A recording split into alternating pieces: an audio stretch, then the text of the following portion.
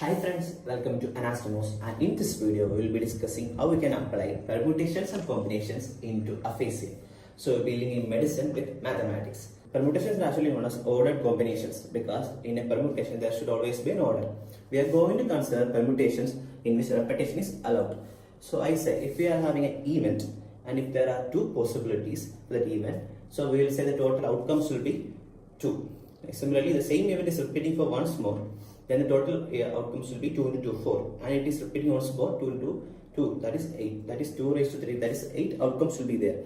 So we will be discussing there are 3 events. The first event is fluency, second event is comprehension, and third is repetition. So fluency, comprehension, repetition.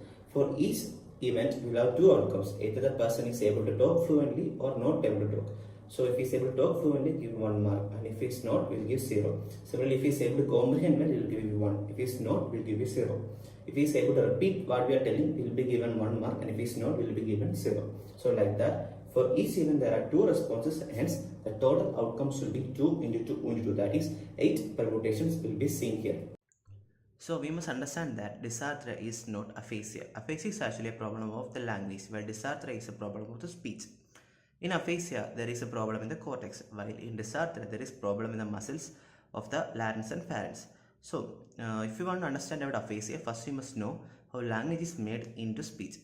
That occurs how? Because we have 2 association cortex like auditory cortex, the temporal lobe, and a visual cortex at the occipital lobe. So, visual cortex gets information from what we read, and auditory cortex get information from what we hear. So these 2 cortexes get this information and they give to the vernix area, which is located at area 22 in the temporal part. So this vernix area is actually the language comprehension area.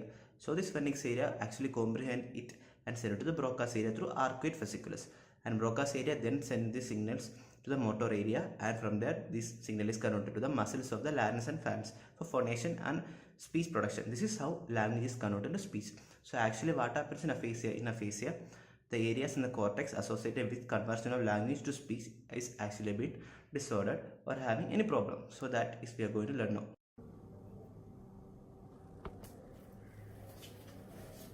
So now we are going to find out the algorithm of finding or diagnosing aphasia.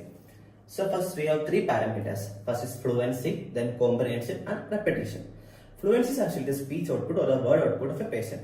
How the person actually talks or what are the words that are coming, the number of words, that is the word output. Second is actually comprehension. Comprehension is whether the person is able to understand written and spoken language. And third is repetition, whether the person can repeat what we are telling him. So these are the 3 parameters. First one is fluency, then comprehension and repetition.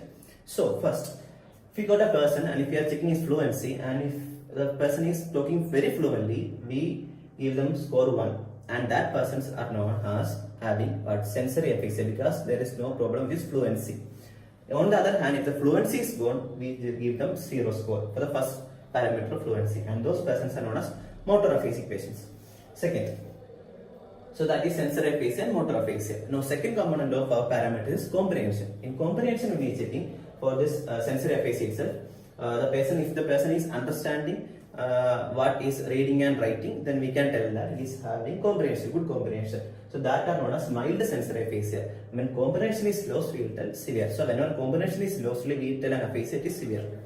Similarly, in motor aphasia also, when comprehension percent is mild and when comprehension quantity is severe. Okay, so that is what it is.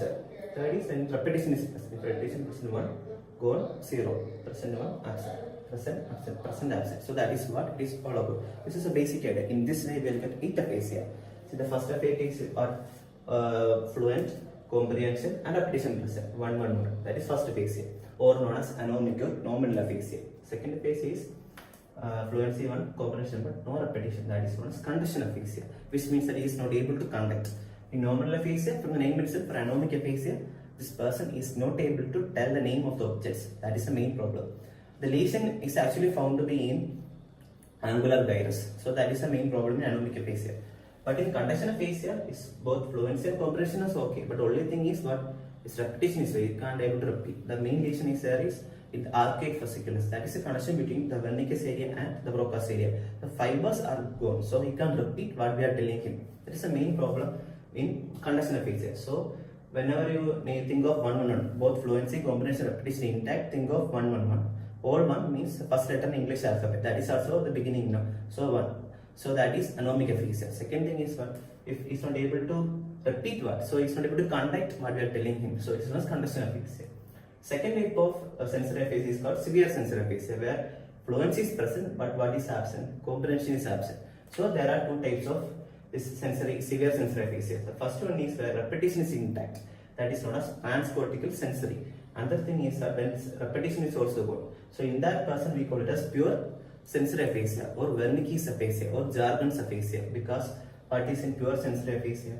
Only fluency is present. He is not able to comprehend or nor he is able to repeat. That is actually Wernicke's aphasia. Transcortical is he can at least repeat. Even though his comprehension is good, he can repeat and he can talk fluently. That is tracks. Tracks or transcortical sensory. Wernicke's is 100, tracks is 101. This much you should think. Next is motor aphasia. Coming to motor aphasia, what are things will have?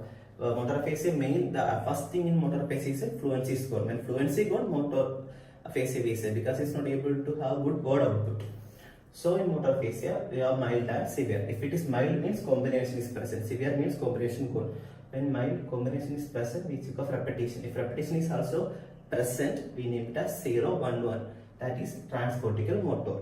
And if comprehension present but repetition absent, we name it as 0, 1, 0. 0, 1, 0. That is Broca's aphasia. So now the severe forms of this motor aphasia is where comprehension also gone. So fluency gone, comprehension gone. So only thing that they can do is either they can repeat the word or not repeat. If they can repeat, we will say it is known as isolation aphasia, because he can just repeat only. He cannot talk, he cannot understand written or other languages, written and spoken language, but he can only repeat whatever he say. Like a parrot, what we tell they repeat. So here it is 0, 1, 1. That is isolation aphasia. You can think 0, 1, 1. I like ending is 1 is shaped like an I. So isolation aphasia is 0, 1, 1. This last one is what? No fluency, no comprehension, and no repetition. Everything is 0. That is the big 0. That is global aphasia, which means all the three main parameters of speech or language as good. So that is shape of a globe. That is global aphasia. This isolation aphasia is shape of 1, 0, 0, 1. Then anomic, all are 1. So A, anomic aphasia. Conduction aphasia is 1, 1, 0. He can conduct, he can repeat only. Other two are okay. Now tracks and Wernicke's aphasia. Tracks is actually 1, 0, 1. I told you. Think of the shape of a track band. I will be showing. So that a person wearing a track band, we can see a small navel there. So we can just draw a line on this abdomen. So these two line and a single navel. It looks like 1, 0, 1. Just think of like that. So 1, 0, 1. So now whenever you think hear of number 1, 0, 1, think of that image. A person going for a jogging with a track band, you can see his navel and his hips. So that is 1, 0, 1. That is transcortical sensory, wearing a track band. Similarly, 100. 100 is actually a good score, right? Whenever you write an exam or when you go in for a competition, 100 is always a scoring question. So we can say 100 is actually a score in a competition called jam. A video I will show you what is jam. Let's go recite in 8 piano.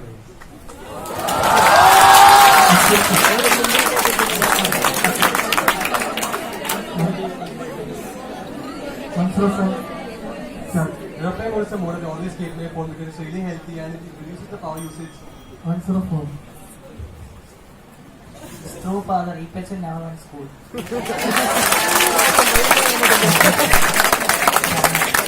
Yes. 104, sir. Airplane mode is the favorite. 103. Freak shall change the track. Sir. Airplane mode is the favorite mode in which I kept my phone. 107. Ganga, put down the belt.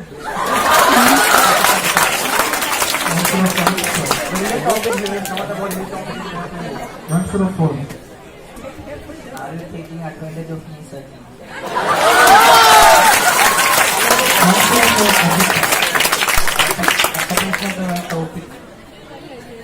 104, sir.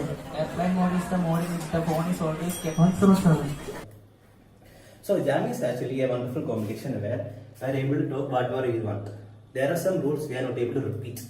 Okay, and whatever we talk doesn't mean have any sense. So in jam, only thing that is present is we can talk fluently. So fluency is present in jam or in Wernicke's aphasia, jargon's aphasia. So fluency is present, but no need to understand what we are talking.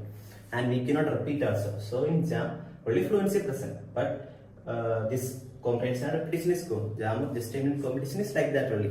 So just whenever now you heard about Wernicke's aphasia or Jargon's aphasia, think of the jam competition, gestational competition, when the person is simply talking and he does not having any comprehension, he also not able to repeat.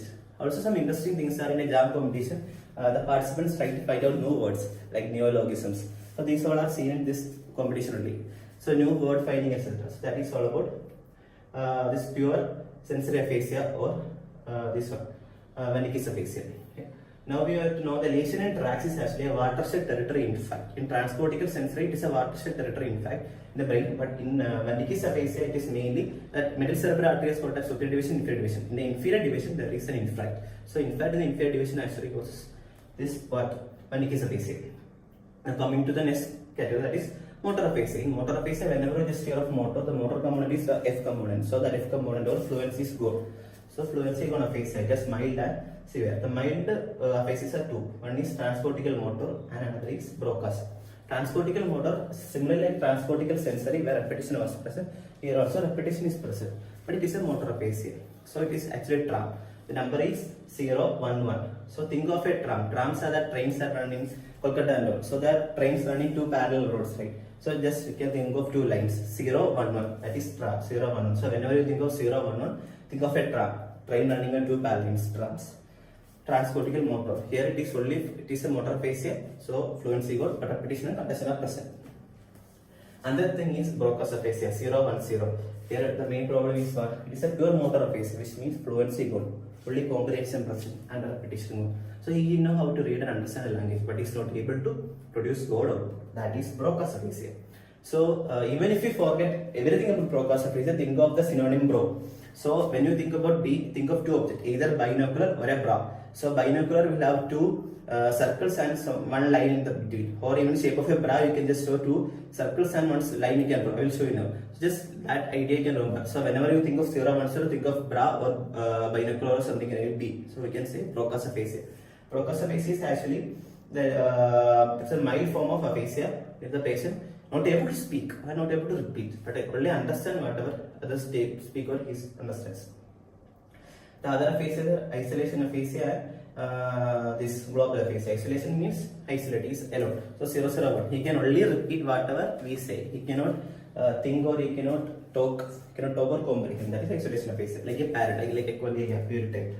Then global aphasia, everything is gone. So just know two areas are there. So if Wernicke's area is gone, we say Wernicke's aphasia mainly. That is area 22 is gone. In area 44 or 45, that is Broca's area gone. It is known as pure motor aphasia or area 45. This is all about aphasia. So even if you forget everything about aphasia, just think of F, C and R. If somebody asks you what is an aphasia for a patient who can repeat the words, can have good comprehension but cannot talk fluently. So you can have repetition 1. So fluency gone 0, comprehension 1, repetition 1, 0, 1, 1. That is at parallel roads for tram to go. So tram, transportical motor.